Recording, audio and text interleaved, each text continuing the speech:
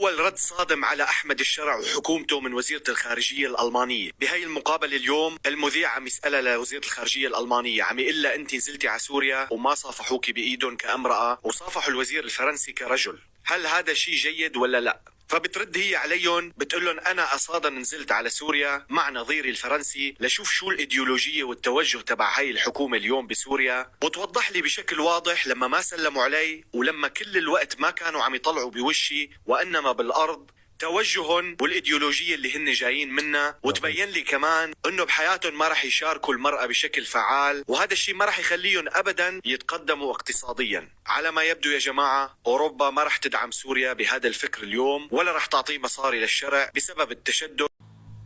وهلا اخوي علاوي يا حبيب قلبي، شوف شوف السلام والنظرات والاحترام.